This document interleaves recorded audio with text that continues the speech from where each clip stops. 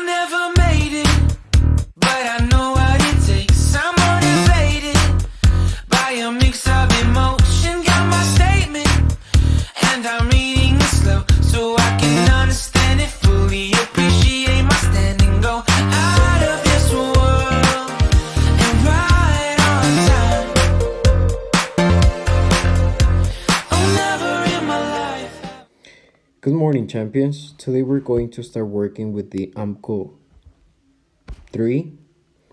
So take out your Amco 3 and you're going to the reading comprehension part to page number 17. Okay, once you're in page number 17, we're going to count up to 3 so we can start the reading.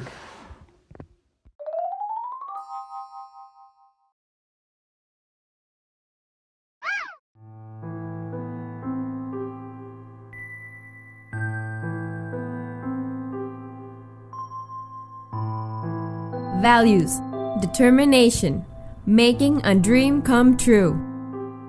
The Seagull, Valentina Tereskova. Part 1.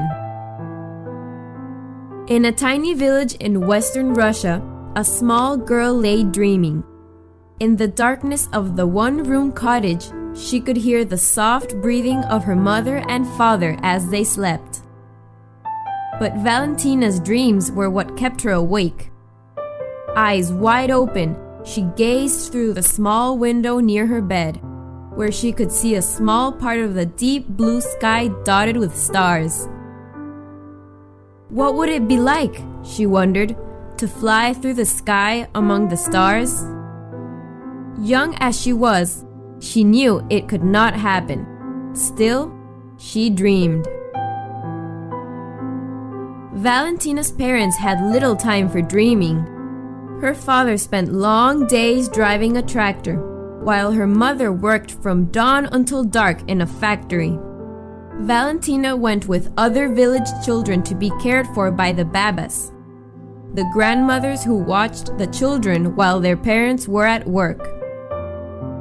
Valentina had fun playing with the other children, but she wanted to go to school to learn to read and write. The village school was a long, cold walk from her house. Her parents worried that it was too far, and that the school day would be too long for the little girl. Valentina was 8 years old when she started school. It was easy for her. She quickly caught up with her classmates, and soon was far ahead of them, especially in her 2 favorite subjects, science and math. On the playground and in physical education class, Valentina was strong and quick, running faster and jumping higher than anyone else. She was having fun. But then, her father was called away to fight in a war, and a few months later was killed in battle. Valentina and her mother were left alone in the small cottage. Valentina, seeing her mother's sadness, decided that she must do everything possible to comfort her and help her feel better. She hurried home from school each day to light a fire and fix dinner for her mother, who she knew would be tired and hungry after her long day at the factory. There wasn't much to eat, and it was very cold. It was hard to find the money for warm clothes and firewood. By the time Valentina was 15, she had made a tough decision. She would leave school and go to work in the same factory as her mother. That way, the 2 of them could have a more comfortable life. When Valentina told her teacher about this, she was very sad. "Valentina," the teacher told her, "you are strong, smart, and responsible. You need to continue your education, especially if you hope to be a scientist." Valentina nodded. "I know I need more schooling," she said, "but my mother needs me to work." The teacher thought for a few moments, then she said, "Valentina, I have an idea. Maybe you can do both." She told Valentina about a school she knew that would send lessons to Valentina to complete at home and return.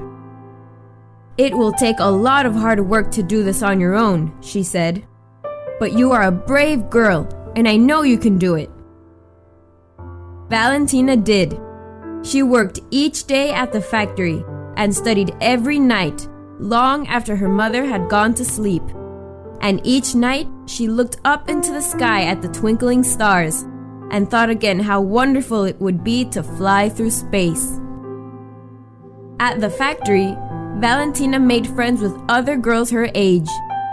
They often invited her to join them for activities, but she usually refused because she had to study. Once she had graduated and had more time, she happily accepted their invitations. One day, she saw a sign on the factory bulletin board. "Join the Aerospace Club. Learn how to parachute. See Claudia for details." Valentina was excited. She hurried to find Claudia, who gave her directions to the club meeting. Within the first month, Valentina had flown for the first time in an airplane. What a thrill!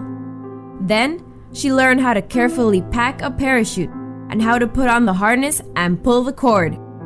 She watched as club members took turns jumping out of the plane. When it was finally her turn, Valentina was breathless with excitement. Claudia said, "Don't be afraid, Valentina." But Valentina just laughed. "I've been dreaming of this all my life," she told her friend, and stepped out into the sky. She felt herself falling, saw clouds and blue sky, and the ground far below. She pulled the release cord and felt the jerk that meant the parachute had opened. It was amazing. As soon as she was on the ground, she wanted to do it again. It was not long before Valentina became the most enthusiastic member of the Aerospace Club. She made more parachute jumps than anyone else, and from higher and higher altitudes. Within a couple of years, she became well known not only in her village, but in other parts of Russia, where there were aerospace clubs. Her daring to jump from high altitudes set her apart from other young women, and her ability to land on target was much admired.